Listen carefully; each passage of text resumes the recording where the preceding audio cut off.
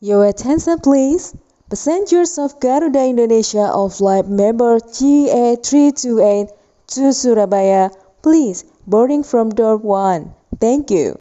Hai, pernah gak sih kalian dengar suara seperti tadi? Pasti bakal kangen kan? Karena suara seperti itu ada di airport, yang biasanya kalian menunggu pesawat untuk take off ke suatu tempat idaman kalian, entah kemana itu. Nah, dalam masa pandemi seperti ini pasti ada keraguan ya untuk pergi jauh ya. Otomatis udah deh belajar aja hanya di Tantinium Channel. Well, setelah kalian mendengar suara rindu dari sebuah bandara, pernah juga gak sih kalian mengharapkan kabar dari sekolah tentang liburan, tentang libur panjang ya pasti ya, tentang libur hari besar dan lain sebagainya? Pernah nggak? Pasti pernah dong.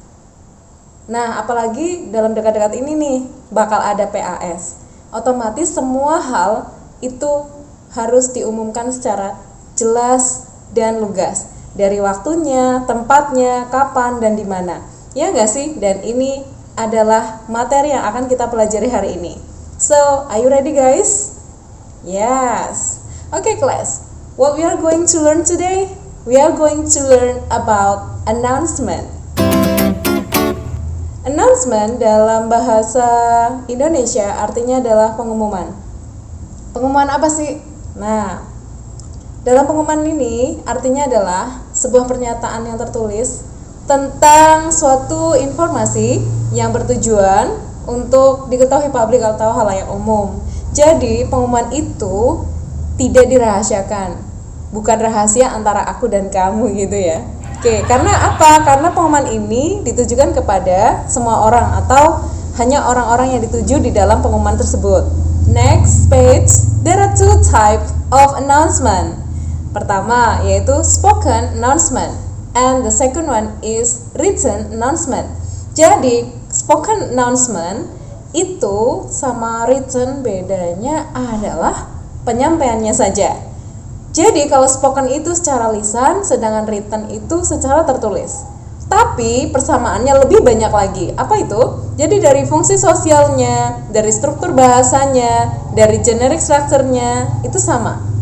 Berbicara tentang social function, ini ada hubungannya dengan tujuan. Jadi tujuannya apa sih adanya pengumuman ini? Tujuannya adalah is to inform the announcement text information about certain events of what has happened or what will happen. Ya, seperti yang diungkapkan tadi bahwa pengumuman ini ditujukan kepada khalayak atau hanya beberapa orang tertentu saja, tapi tidak dirahasiakan. Oke, jadi sifatnya menginformasikan sesuatu. Nah, bentuk informasinya juga bermacam-macam. Ada informasi tentang kelahiran, kematian, pernikahan, berita gembira, berita duka, dan lain sebagainya. Nanti kita akan lihat ya contohnya. Ini dia contohnya dari beberapa informasi yang ada yang bisa kalian lihat di tayangan berikut. Di sini ada event, ada missing person, the winner, job vacancy, obituary, wedding, new product advertisement, appeal from the government. Jika kita ngomongin tentang event, pasti ada beberapa tanggal, harinya, lalu kemudian waktunya juga, tempatnya juga. Tapi ternyata yang lainnya juga sama. Sehingga yang tadi diungkapkan sama Miss Tanti bahwa perbedaannya hanya dalam penyampaiannya saja. Tapi untuk persamaannya sama. Harus ada stating purpose, stating date, ya, and stating place. Oke.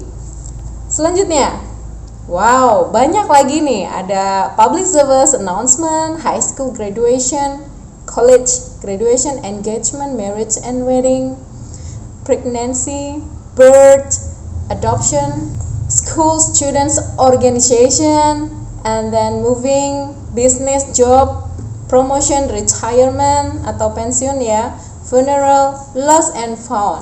Dan itu macam-macam informasi yang bisa diumumkan oleh seseorang kepada orang lain. Sehingga kalian juga bisa loh mengumumkan itu. Dan pasti kalian pernah dong mengumumkan sesuatu kepada seseorang. Apa itu kira-kira? Dalam bentuk lisan atau tertulis ya. Hanya mengumumkan soal aku mau lulus aja udah termasuk kamu hebat untuk membuat sebuah pengumuman. Misal, hai teman-temanku, lusa pada hari Rabu tanggal berapa tahun 2020 jam 8 aku akan mengadakan syukuran karena aku telah lulus dari university. Itu bisa ya, karena itu adalah salah satu pengumuman. Nah, ada dari beberapa informasi di sini. Yang paling bawah adalah lost and found. Di sini ada 2 lost and found announcement. Yang pertama, ada berita kehilangan, yaitu floppy disk drive. Siapa yang bisa menemukannya akan mendapatkan reward. Rewardnya dibaca aja di sana. Barangkali kalian yang menemukan. Lost and found announcement. Jadi yang satunya ini ada beberapa item yang dimiliki oleh Filipino nationals dan telah ditemukan. Nah, dan ini akan di turn over to the Philippine Consulate General atas nama nomor 1 sampai 12. Apakah kalian termasuk dalam ke-12 itu? Jika iya, silakan klaim aja di bagian bawah itu. Ada tanggalnya dan kemana kalian harus ngeklaim. Sehingga di dalam announcement ada beberapa bagian nih, yaitu ada title atau judul, dan ini adalah bagian yang paling penting karena mewakili isi keseluruhan. Sedangkan yang kedua adalah explanation, dan ini penjelasan lebih lanjut daripada judul tersebut. Biasanya terdiri dari informasi dasar yang mencakup jenis kegiatan, waktu, tempat, dan partisipannya. Nah, ini lebih penting lagi nih, ada generic structure of announcement. Jika kita tadi sudah melihat contoh announcement dari lost and found, kalian akan melihat adanya beberapa bagian di sana, yakni stating purpose. Tujuannya apakah memberikan informasi? Ya, karena announcement adalah sebuah pengumuman yang memberikan informasi. Tetapi informasinya berbeda-beda. Ada yang berita duka, berita gembira, berita kehilangan, dan berita lain-lain. Yang kedua, yakni stating day and date. Di sana harus jelas hari, tanggalnya kapan. Karena kalau tidak, nih jadi nggak menentu nih pengumumannya, nggak jelas banget gitu ya. Selanjutnya, yang ketiga, yakni stating place. Untuk stating place, kalian harus jelas juga mengungkapkan di mana sih tempatnya. Tempatnya akan diadakan atau tempat yang harus kita ambil barang yang tadi hilang. Jadi harus jelas. Dan yang keempat adalah informing sender. Jadi kita harus menginformasikan siapa sih pengirimnya. Coba bayangkan jika ada yang mengumumkan sesuatu hal dalam bentuk lisan misal. Assalamualaikum warahmatullahi wabarakatuh. Kepada seluruh siswa silakan mengambil kaos kepada saya. Kita mendengar di speaker kelas kita ada ungkapan saya. Padahal kita nggak tahu suara siapa dia, ya kan? Jadi otomatis harus jelas siapa yang memberikan pesan itu. Harusnya silakan bertemu kepada Ibu Tanti. Misal, di mana tempatnya? Misalnya di depan ruang guru.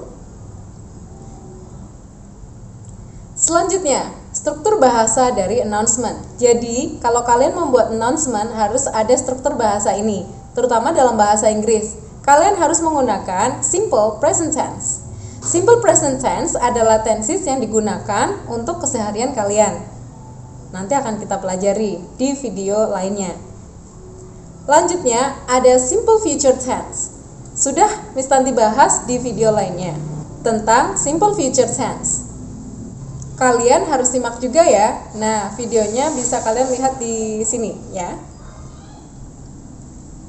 Lalu selanjutnya ada example of words used in announcement. A. Due to some technical problems, the show will. Atau yang B. We apologize for. Atau yang C. Hi guys, Our neighborhood will hold a fundraising activity next month. Ini juga termasuk sebuah informasi, tapi harus dibeberkan juga ya tanggalnya, waktunya, dan tempatnya. Juga informing the sender. Lalu kemudian using exact noun. Kita tahu bahwa noun adalah kata benda, tapi di sana ada exact nih. Exact itu apa ya? Bahwa exact noun itu harus dijelaskan bendanya. Contoh, a car. Car itu kan mobil. Kita nggak boleh cuma ngomong car. Car yang mana nih?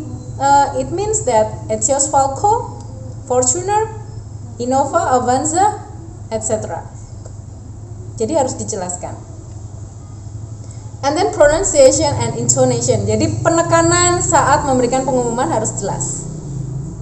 And then spelling and punctuation. Karena apa? Takutnya nih yang diberikan pengumuman malah salah dengar. And now you have to try and learn. Ini ada sebuah pengumuman tentang Independence Day competition. Di sana terlihat ada stating the purpose, ada stating the date and time, ada juga the stating place and informing the sender. Well, if I have a question, this is the question. Who is the sender? Siapa sih pengirimnya? Atau siapa sih menulisnya? Siapa sih yang memberikan pengumuman? Kira-kira siapa ya? Anybody knows the answer? Yes. The answer is School Principal of SMKN 23 Merdeka. And now, let's discuss and analyze together. Question number 1. Mention the events in the video.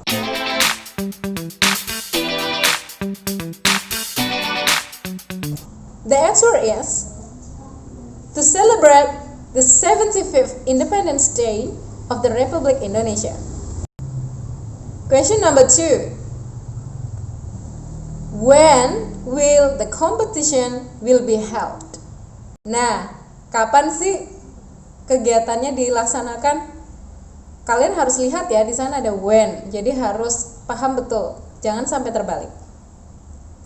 Kapan ya? Kita lihat date and time-nya. Next, number 3. Where is the competition will be held?